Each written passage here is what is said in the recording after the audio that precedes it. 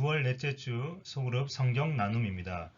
제목은 다윗과 언약을 맺으신 하나님. 본문은 사무엘하 7장 1절부터 17절까지입니다. 먼저 환영하는 질문입니다. 이번 추석 때 고향에 가시나요? 여러분의 고향이 어떤 곳인지를 한번 나누어 주시길 바랍니다. 그리고 함께 부를 찬양은 찬송가 갈 길을 밝히 보이시니 이 찬양을 유튜브 링크에 들어가셔서 함께 찬양하시길 바랍니다.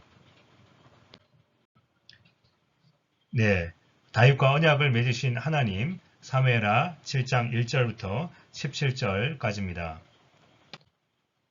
먼저 흐름을 살펴보도록 하겠습니다. 사무엘하 6장에서 다윗은 드디어 언약궤를 예루살렘으로 옮겼습니다. 이제 그는 하나님과 백성들에게 인정받는 진정한 왕이 되었습니다. 하지만 그는 천막에 초라하게 있는 언약궤에 대한 안타까운 마음으로 성전 건축을 계획합니다. 그리고 나단 선지자 역시 지지합니다. 하지만 하나님께서 반대하셨습니다. 왜냐하면 하나님은 지금까지 성전 건축을 요구한 적이 없으셨을 뿐더러 자유롭게 움직이시며 백성들을 인도하셨던 분이시기 때문입니다. 하나님은 다윗에게 자신이 어떤 존재인지 알려주면서 다윗이 받은 복이 무엇인지 알려주었습니다. 그리고 하나님을 위해 성전을 짓는 것이 아니라 백성과 다윗을 위해 성전을 지으시겠다고 말씀하십니다. 다윗의 아들을 통한 성전 건축을 통하여 다윗의 나라가 영원히 견고하게 세워질 것을 약속하셨습니다. 다윗은 자신에게 큰 복과 약속을 베푸신 하나님을 찬양하며 기도함으로 사무엘하 7장은 끝이 납니다. 성경 속으로 보겠습니다. 첫 번째 질문입니다. 다윗이 하나님의 궤를 위한 성전을 짓고 싶다는 뜻을 밝혔을 때 예언자 나단은 어떻게 반응했습니까? 그가 이런 반응을 보인 이유는 무엇일까요? 나단은 다윗의 성전 건축 계획에 전적으로 동의했습니다. 왜냐하면 하나님께서 다윗 왕과 함께 하시기 때문입니다. 사무엘이 다윗에게 기름을 부었던 그때부터 하나님의 영이 함께 하였습니다. 골리앗을 물리칠 때도, 사울 왕을 피해 광야에 있을 때에도, 그리고 현재 이스라엘 왕이 되기까지 하나님이 함께 하셨습니다. 이것을 근거로 나단은 다윗 왕이 원하는 일이 곧 하나님께서 원하시는 일이라 생각하고 성전 건축을 지지했습니다. 다윗의 성전 건축 계획이 놓치고 있는 것은 무엇입니까? 다윗은 좋은 마음으로 성전 건축을 계획했지만 정작 하나님은 반대하셨습니다. 왜냐하면 하나님은 지금까지 이스라엘 백성들에게 성전 건축을 요구한 적이 없었기 때문입니다. 성막은 그동안 완전히 정착하지 못하고 돌아다니며 살던 이스라엘과 동행하기 위한 가장 적합한 하나님의 거주지였습니다. 성막을 통해 하나님께서는 이스라엘 백성들이 어디에 가든지 늘 동행하고 보호해 주셨습니다.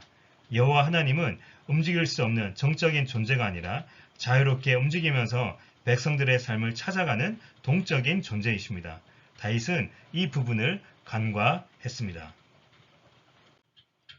세 번째 질문입니다. 하나님께서는 다윗의 아들이 성전을 짓도록 허락하십니다. 하지만 그 말씀을 하시기 전에 하나님께서 거듭 강조하시는 사실은 무엇입니까? 하나님께서 거듭 강조하고 계신 것은 하나님께서 다윗에게 베푸신 복입니다. 하나님께서는 다윗을 왕으로 세우셨고 어디든지 다윗과 동행하셨습니다. 그리고 원수들을 멸하셨습니다. 성전 건축도 마찬가지입니다.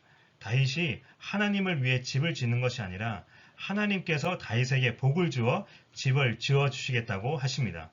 다윗의 아들을 통해 세워질 성전은 하나님을 위해서가 아니라 이스라엘 백성과 다윗을 위해서입니다.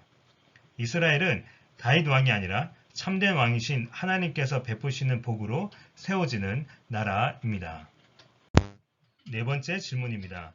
하나님께서는 다윗의 자손과 어떤 관계를 맺겠다고 약속하십니까? 하나님께서는 다윗 자손과 아버지와 아들의 관계를 맺게 될 거라고 약속하셨습니다. 이는 하나님과의 관계가 깨어질 수 없음을 보여줍니다. 그들이 죄를 지어도 왕위에서 쫓아내지 않으십니다. 단지 막대기와 채찍으로 징계하실 뿐입니다. 16절에 영원히라는 단어를 사용함으로써 다윗 왕국을 영원히 보존하시려는 하나님의 의지를 강조하고 있습니다. 삶을 향한 질문을 살펴보겠습니다. 우리는 교회를 위해 하는 일이라면 무엇이든지 하나님께서 기뻐하실 거라는 생각을 하는 경향이 있습니다. 하지만 그런 행동들이 부지간에 예수님의 가르침을 왜곡한다면 결코 좋은 일이라 할 수 없습니다.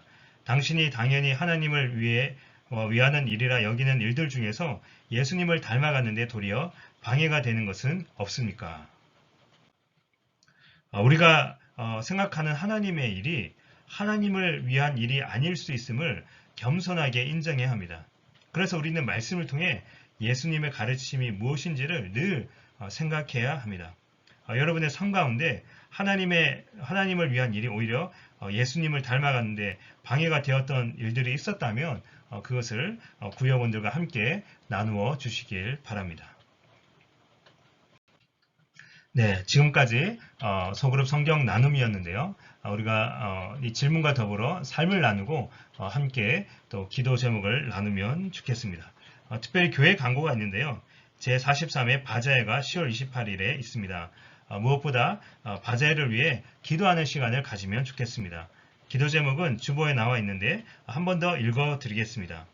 온 성도들이 돕는 기간을 품고 기도로 준비하는 바자회가 되도록 구역교회가 섬김을 통하여 연합을 이루고 기쁨을 경험하는 공동체가 될 수 있도록 VIP와 이웃을 교회로 인도하는 전도의 기회로 삼을 수 있도록 맑고 청명한 가을 날씨를 허락해 주시도록 온 성도가 바자회를 통하여 서로 소통하며 기쁨이 넘쳐나게 하소서. 아멘. 지금까지 소그룹 성경 나눔이었습니다. 감사합니다.